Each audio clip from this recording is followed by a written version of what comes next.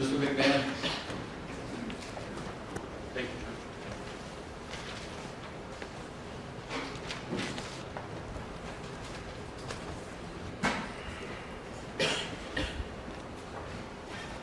We're here because Jason Van Dyke didn't value the life of Laquan McDonald enough to do anything but shoot him.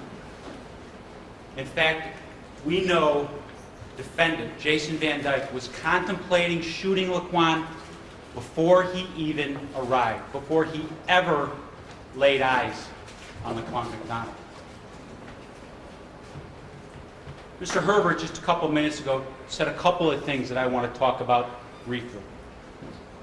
One of the things that caught my attention was, and I think this is a quote, a Boy Scout doing the exact same thing, that probably wouldn't be reasonable. We wouldn't be here.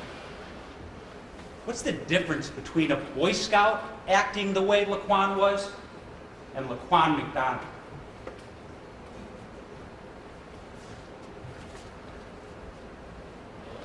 You're going to get all the law in this case. All the law in the state of Illinois that applies to the facts of this case. That law is going to come from Judge Glom. What you're not going to consider, because it doesn't apply to this case, is motive, or malice, or premeditation. The jury instructions that Judge Glom will read to you and you will take back to your deliberation room is all the law that applies to the facts of this case. And nowhere will you read a thing about motive, malice, or premeditation. It's not relevant. It's not part of your deliberations. And it's not anything that the state has to prove beyond a reasonable doubt.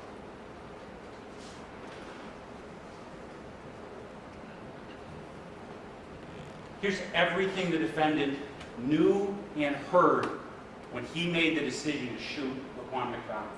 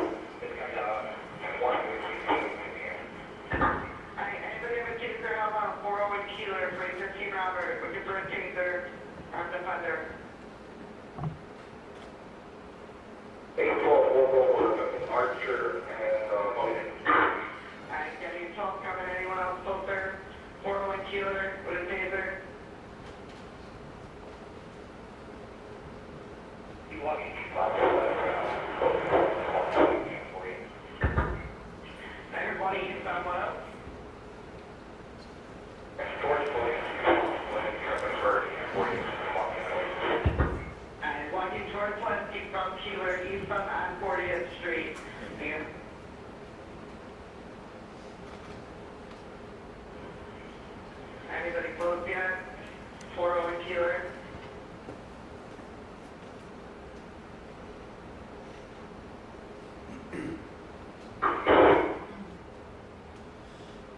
Okay, got a whole man playing off a 15 robber asking for a taser for up to Thunder with a knife.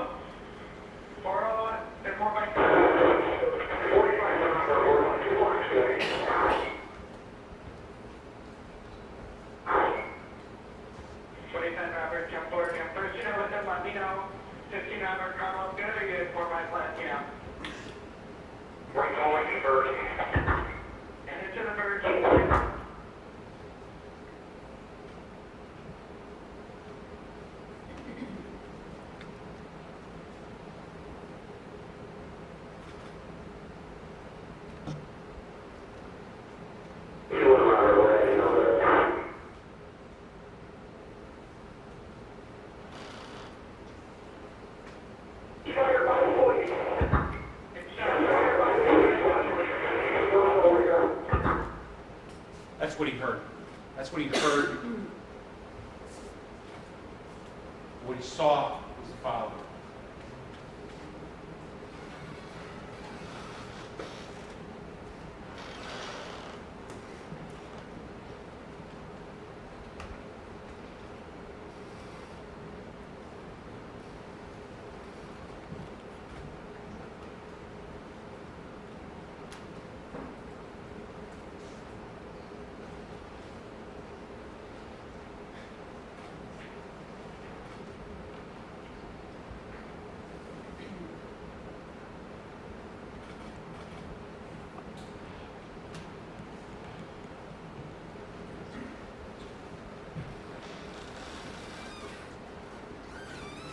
First arrow that Mr. Herbert talked about, testimony that came from that witness stand is that that arrow represents evidence of the first shot. That arrow, first visual evidence of Laquan McDonald being shot by Jason Van Dyke. When the defendant took that witness stand, he claims that he killed Laquan McDonald for 4 reasons. 1, he had a knife. 2, Laquan was within 12 to 15 feet of Jason Van Dyke. 3, Van Dyke told him to drop the knife, and Laquan ignored it. And 4, Laquan had big, bulging eyes, and he looked right at him. Based on those 4 reasons alone, the defendant told you it was necessary to shoot and continue to shoot Laquan McDonald until he laid motionless on Pulaski. Let's explore those claims in detail in the context of everything that happened October 20th, and compare what the defendant did with what was necessary by every other police officer and citizen that encountered Laquan in any way that night, from the truck yard to the moment of his death. First, it was Mr. Rudy Barillas and his wife confronting Laquan in the truck yard. Laquan standing over Mr. Barillas and his wife 3 feet away, and with that exact same knife that Laquan had in his hand out on Pulaski. What was necessary to fend off Laquan in that dark and isolated truck yard? In that vulnerable position when Mr. Barillas bends down and grabs a handful of rocks or stones?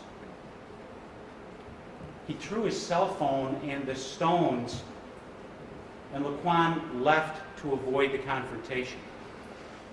Not a scratch on Mr. Barillas or his wife. They were untouched. Mr. Barillas doesn't have the benefit of law enforcement training, backup officers, or time. He fended off Laquan McDonald with a cell phone and a fistful of rocks. Mr. Barillas and his wife, they were faced with a far worse threat from Laquan McDonald than the defendant was. And he had none of the training or the resources that were available to Jason Van Dyke. How about Officer McGalligan walking down 40th Street? For a 3, 4, maybe 5 block distance, he and Laquan are on the sidewalk and off the sidewalk. And later, when they try to cut him off, Laquan hits the squad, popping the tire and hitting the windshield. Officer McGalligan told you that Laquan's 10 to 15 feet away from him, face to face with Laquan. Laquan has that exact same knife in his hand. He says Laquan is non-responsive. He says Laquan is mumbling. Officer McElligott is alone on the street without the 9 other officers that are going to show up with Jason Van Dyke and surround Laquan. That situation is even more confrontational than what Jason Van Dyke faced when he shot Laquan on Pulaski. McElligott doesn't shoot. He doesn't shoot because it wasn't necessary. He was buying time, calling for backup, calling for a taser. McElligott was in nearly the exact same situation as Jason Van Dyke, probably worse. McElligott buys time, waits for the taser, and he continues to follow Laquan. For the last couple of weeks, we've been talking about what was necessary during this entire trial. This encounter demonstrates exactly why it wasn't necessary to shoot Laquan McDonald. And no matter how loudly or dramatically Mr. Herbert argues, this proves it was not necessary to shoot Laquan McDonald. Jason Van Dyke, far more resources available to him. Officer McElligott, he exercised patience. Jason Van Dyke chose not to, and he instead used his gun. The knife, the distance, the defiance, and the look in the eyes. Those are the 4 things the defendant himself told you are the reasons he said it was necessary to shoot and kill Laquan McDonald. Officer McElligott faced the exact same 4 things. Laquan McDonald wasn't trying to attack anyone that night. He was demonstrating his intent and his desire to avoid confrontation at every stage. That guy in the Burger King, remember him on the video, standing outside the car with the hood up, pointing Laquan out to the police as they were arriving and turning off of Pulaski into the Burger King parking lot? Did Laquan threaten him in any way? What was necessary for that guy to avoid harm, to avoid this rage and rampage that we've heard about but haven't seen from the actual witnesses? What was necessary from that guy on the side of the street by the Burger King to fend off Laquan? That's it. How about Becerra and Velez in the squad on Pulaski as they drive north and approach Laquan? Laquan shows the knife. He's right next to the squad. Does he attack the squad? Or does he turn and walk away? Even defendant's own animation, this slick video that they prepared, these red lines, their own video shows Laquan walking away from the police at every opportunity. On 40th, in the Burger King, on Pulaski, when he's walking southbound on Pulaski and Jason Van Dyke is walking northbound towards him. Laquan is walking away. Why? Why did Jason Van Dyke ignore each and every one of those signals of avoidance? Maybe because he was intent on shooting Laquan even before he arrived. You now know that Jason Van Dyke was already asking why someone didn't shoot Laquan McDonald before he even arrived on the scene, before he made any attempt to assess the situation himself. He made the decision to shoot as soon as he heard Laquan was defying the orders to stop and drop the knife.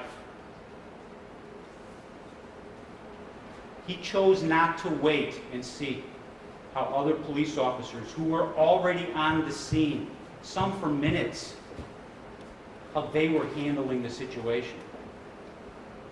He and Officer Walsh, his partner, they went there to stop Laquan McDonald, just as Officer Walsh told you when he walked in here and testified from that witness stand. I want you to think about that for a moment. Walsh and the defendant driving to the scene together.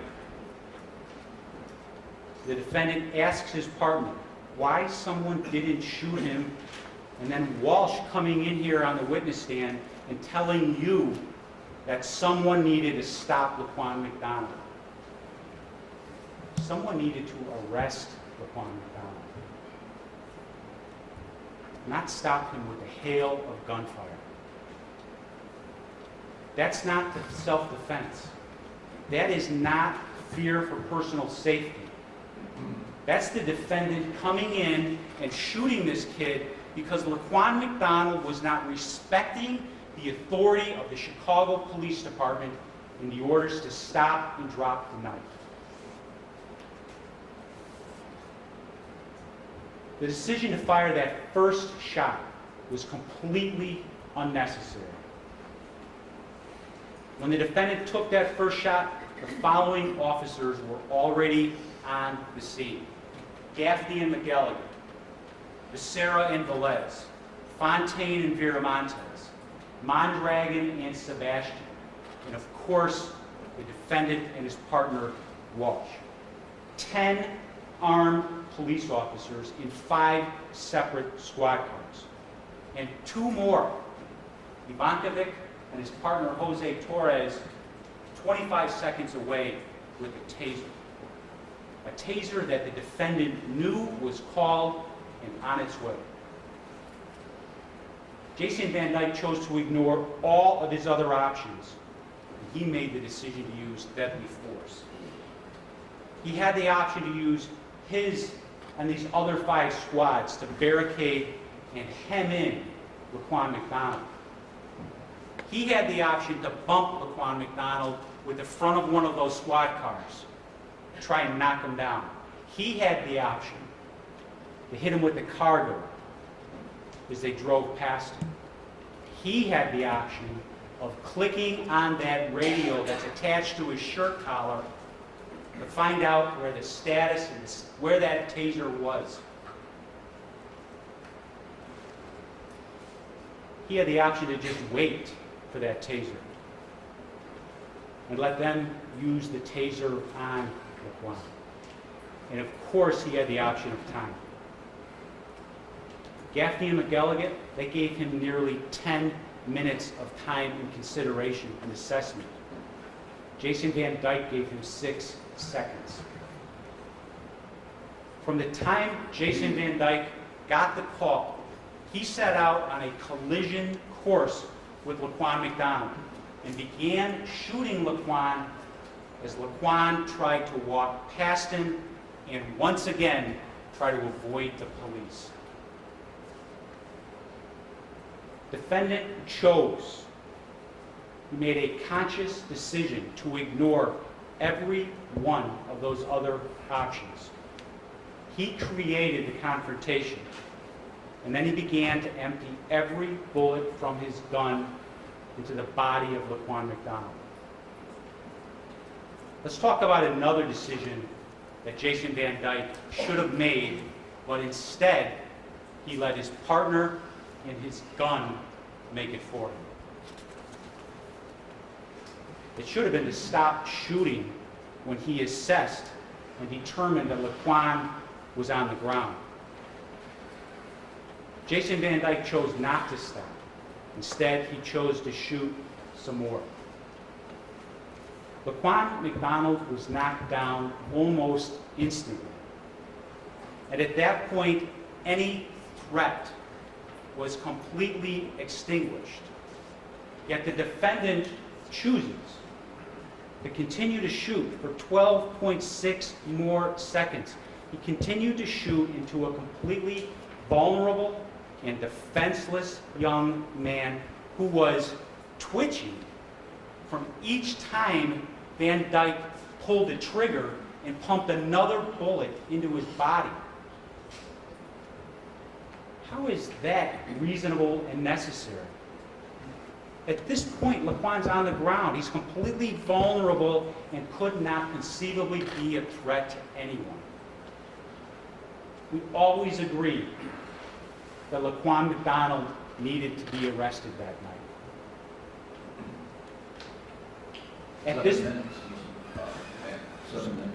At this point, Laquan has hit the ground. What was necessary to accomplish the arrest is an ambulance and a really good surgeon. Not more bullets that sapped that desperately needed blood out of his bullet-riddled body. When that shooting ended that night is where the story starts to change, because almost immediately there's an attempt to change the narrative and exaggerate Laquan McDonald's actions and protect the defendant. Judge Gaughan is going to inform you about judging the credibility and believability of the witnesses. I want to talk about just a couple here. Let me start with Leticia Velez. Mr. Herbert talked about her for a minute. You remember her? She's the officer who argued with her partner about whether she wanted to go get a meal instead of responding to a call for assistance from another officer. The one who walked to the front of her car unprotected when she said she thought Laquan was reaching for a gun. I've got 4 words for her. She is a disgrace. Officer Walsh, Van Dyke's partner, he gave a dramatic reenactment of what he said Laquan did as they approached. Walsh gets off the witness stand, stood a few feet from you, I think a little bit closer than I am here now. He hunched his back, he swung the knife, gave his deadly stare. Is that on the video? The defendant doesn't even say that himself when he takes the witness stand, when he testifies. None of that is supported by any of this independent video or even the animation that they create with this guy from California. Walsh's actions on the scene that night, they speak louder than his words in this courtroom. Look at his action. That flinch tells you everything you need to know. That flinch means surprise. That flinch means he was unexpected. That surprise at gunfire because there wasn't a deadly threat. Let's talk about the independent evidence for a moment. Dash cam video and testimony in this courtroom, they show a pattern of avoidance in the truck yard, past the food depository on Pulaski.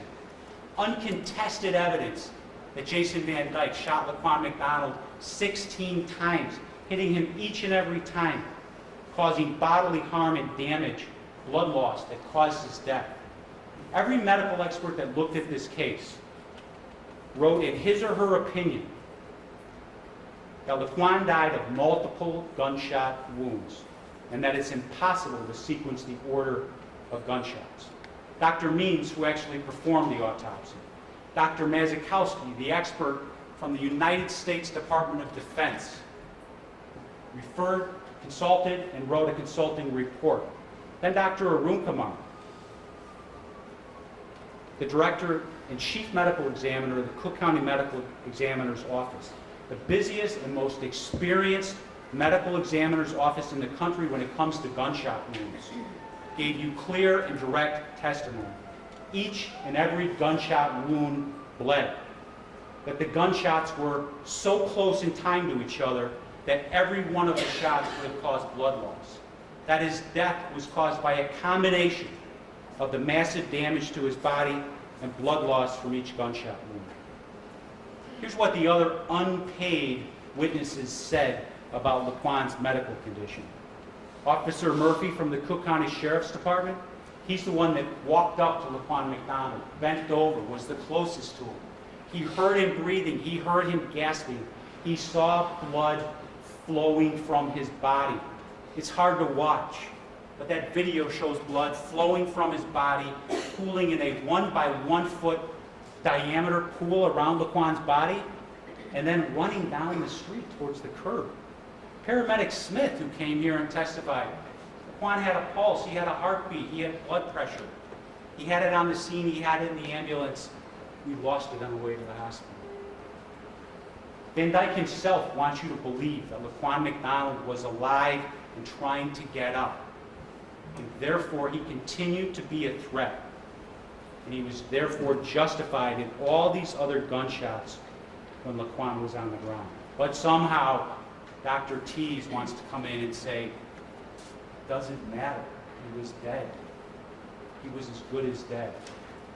It doesn't even fit with any of the other witnesses who were on the scene. You heard from father and son, Jose and Xavier Torres, concerned citizens. No bias or prejudice, no connection to the police, no connection to the prosecution, no connection to the defense. Their only interest is that justice be served.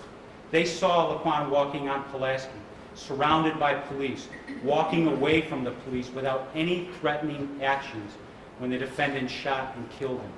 2 minutes. What was his reaction? Why the F are they still shooting him?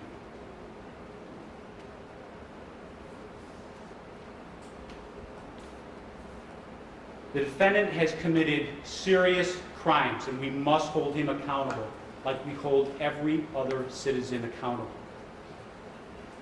When he shot the first time, it was completely unnecessary. Laquan went down. Van Dyke saw this. He told you he had tunnel vision. Before he fired that first shot, he was predisposed to shooting Laquan McDonald before he even arrived. Jason Van Dyke shot Laquan McDonald for walking past him and ignoring his commands to stop and drop the knife. Even that biased, self-serving animation shows the indefensible acts of murdering Laquan McDonald.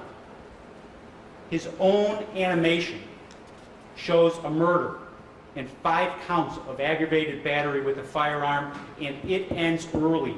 You know Laquan hits the ground hard and fast after it ends, and you know what happens after they end the video. It's Jason Van Dyke firing bullets, ripping into the flesh of Laquan McDonald 16 times. That's not justified. That's not necessary. That's first-degree murder.